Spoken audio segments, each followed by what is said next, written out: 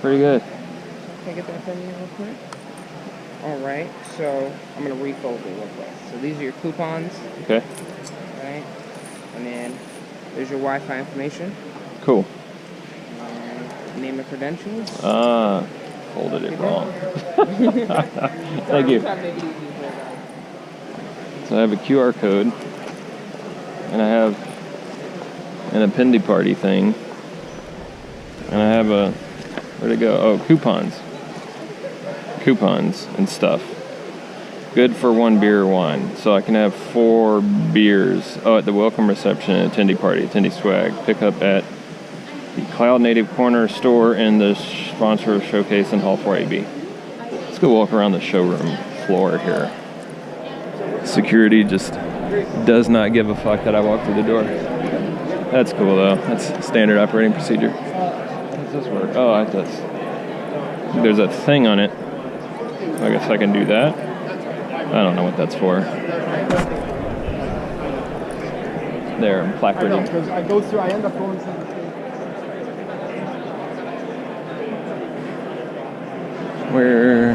Okay, mission 1. Find cool shit. Oh, there's a Pac-Man booth over there. Sysdig Coffee Lounge. Marantis. Very colorful shirts at Marantis. Rancher has Marvel superhero toys. Oh, there's Azure. I gotta go get an Azure thingy.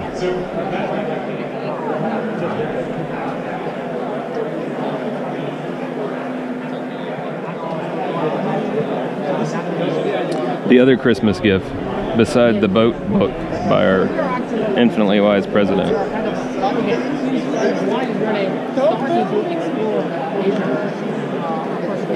You know, this is the fault of the Microsoft team. What? That I walk around with this all the time now. One day I'm gonna post the video. I have it in editing still. But no, when I came in, when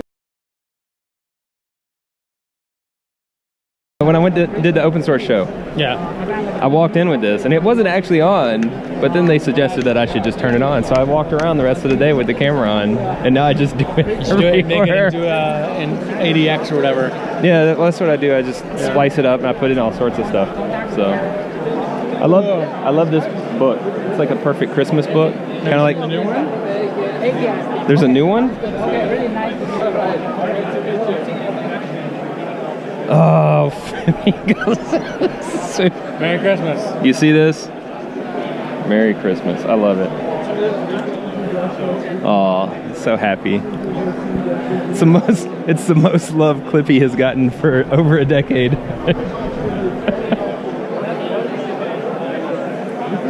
Just to know, it's a real server, like a physical server. This is what they look like, people. What's that? Physical servers. This is what they look like. They have a screen. This is serverless. And this is what you see. And this server is running the serverless technologies. So just so you know, this is what it looks like this. This is Azure Stack. This is Azure Stack. Running on a server. Right, running serverless. Azure running on a server. So serverless. Not really. You can run serverless apps out of this. But here's the thing. Imagine totally messing my snark up. Your public, yeah, I know. You have your public cloud. Yeah. Now you can package it on a server and Right. run it locally in your data center. So nitty-gritty details. How many drives? How much storage? What is this actually spec-wise? What are you running this on? So this is a It's a developer's T630. Yeah, that's exactly right. This is a developer's version of Azure Stack. You can Okay. actually download this for free and Yeah. deploy it on your own server. If you get a big server like this one, say 196 gig, Hey, who's back? Yours now. Yours? Okay, we got all Yeah, 192 gigs of RAM, 2.10 gigahertz, 2 processors. we're still going to look at storage. I just want to make sure it's not. If it's you, Yeah, how do you even figure how much? Oh, you have a CD and a D drive? What is that? That is kind of confusing. So it's only like 256 gigabyte of RAM? Wait, all of those are, oh, those are like 20 gigs each or something, right? And check this out. So you get your admin experience. And the moment you bring Azure onto your data center, one of the things you are is you become an admin of your box. Right. So this you get your So this, you could set this up and be completely disconnected from the internet. You can say things like, I want to create a Kubernetes cluster. Oh yeah, cool. Select that and fill in your parameters. And once you're done filling all the parameters and deploying, then you get a resource group that contains your cluster. Very cool. Guy like this one here. And then you just use it like you use Kubernetes. Exactly right. Yeah, nice. And Hey, you then gotta, what you saw here earlier was you need just to activate your Windows too. You're out of license here, man. yeah, you're good on that. So here, you know, whatever is your UI. Very cool. Just showing all the pods. Wait, what is this actual terminal session thingy? What tool is this? Is just No, I meant this app. oh, this What app. is that? I'm running. It's like mobile external. MOBA Xterm. Oh, okay. I haven't used a terminal on Windows in like 5,000 years, so I don't know what they look like. That one's kind of cool looking to the though. master and just doing the work. That one, the Wi-Fi is failing, so I won't be able to show you. Oh yeah. But I Okay. can show you this totally disconnected, so you get. Yeah, it's you like don't a have internet, you legit still have a cloud. disconnected. Right. Very cool. I like it though. So for IoT, edge computing. If you have lots of data to process from multiple different sensors, you Right. do a lot of data wrangling, doing data analytics, then upload it to the internet, upload it to cloud, to Yeah. Azure, doing machine learning there, bringing back your models back to all your inference locally. Right. So that's the type of scenarios that Cool. we're seeing lots of customers taking advantage of. They put it on big boats. On the I'm gonna say boat. something else slightly snarky. What's that? This beats the hell out of OpenStack. I'm just saying. Oh no, yeah. Well, to a great extent, think of it as an appliance you're bringing over. Right. This one you put together because you download the software and deploy it on your server. This is just for test and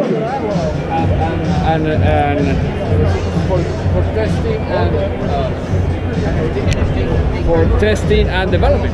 Right. But if you want the real production thing, you go to one of the vendors like Lenovo, Dell, HP, Right. Huawei, and they will send you from 4 Hook you up nodes a to whole 16 nodes. package, yeah. That's cool. I dig it. Yeah. I know tons of companies still need that a lot, real bad. And some like one of the interesting challenges I've seen lately where this will work pretty good is where they actually have the nodes disconnected because they're like on a ship, like a cruise ship. And they still need a full system on the ship, but they don't want to have to worry about connecting up all the time, or they just have complete crap connection for, you know, the fact they're in the middle of the ocean. Who are some of our customers? Are they some of you? Yeah, so that's the type of problems I like to play with, is the ones where you're like, you literally have physical connection issues because there is no physical connection. By the way, it's good to meet you, Walter. Good to meet you. I'm Adrian. Connect with the customer pretty soon. Cool. Well, have fun. All right. And thanks for the demo there. Enjoy your time. You should add an H to your name. Oh, what are we doing? Ace my name. What do you mean? Add an H to your name.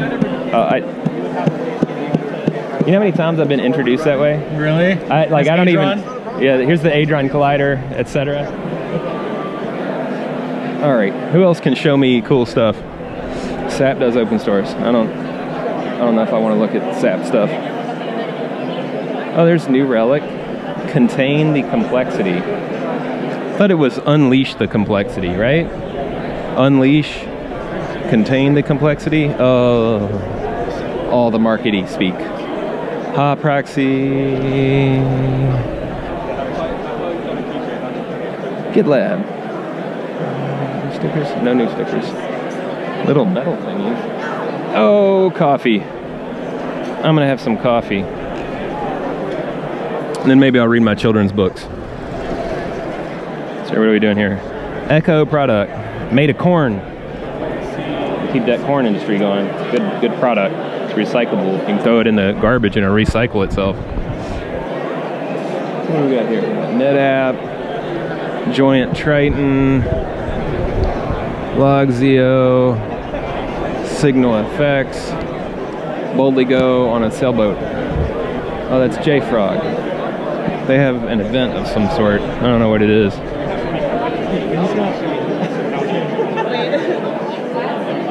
Media Ops. Producers of leading tech communities.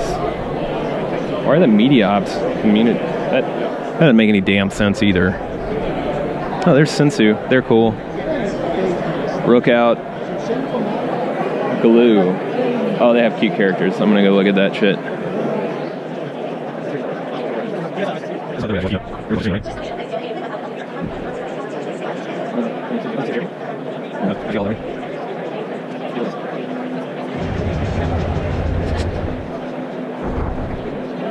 Maybe I do want to look at this Kubernetes cluster. That one's new.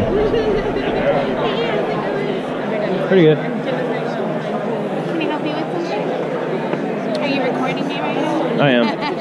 Everything in here is recorded though. I had just noticed as I pointed up toward cameras that the blue balloon thingies go up and down. That's the first thing I noticed. That's trippy.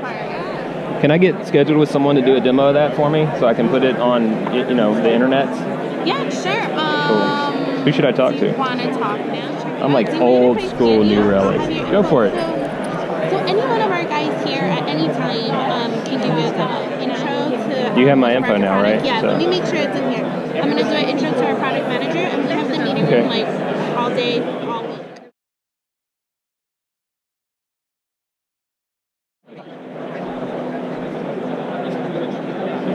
Maybe this is the thing that I've been looking for, huh? Ballerina cloud native programming language. I don't know. Like it has words and JSON and XML. I bet there's YAML somewhere. Distributed transaction, async and concurrency. Could be awesome. It could be psycho shit. I don't know. Lifestyle architecture. Integration functions. Ballerina makes it easy to write cloud-native applications while maintaining reliability, scalability, observability, and security. I'm showing like a sample Ballerina service. So here we have a listener defined, which is the inbound interface to my microservice. And also you can define outbound interfaces as clients. Here I have defined a client to come and talk to my local legacy service. But since it's a legacy service, you need to have some kind of a resiliency. So that's why I configured circuit breaking. You don't have to use any external libraries such as Strix, since this is baked into the HTTP client connector itself. And then you have things such as Twitter.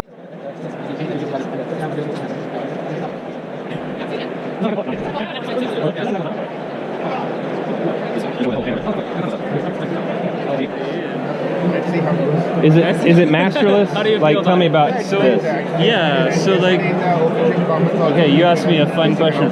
So we have this KV layer, which is sitting under our MySQL layer. So you don't actually have a master here. What you have is we're pretty excited about it. Range sharded regions.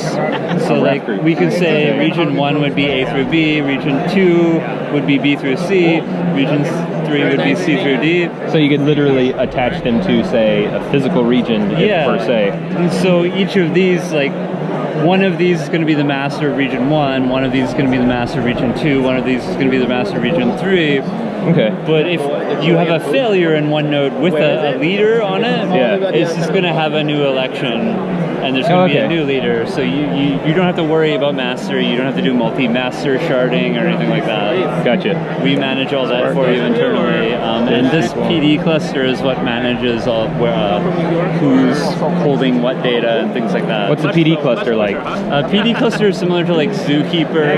Okay, that's what I was going to say. Yeah. Is it the Zookeeper of the It's situation? the Zookeeper of TiDB, yeah. Got it. And then what is... Oh, that's just a Spark cluster. Right? Yeah, well, we have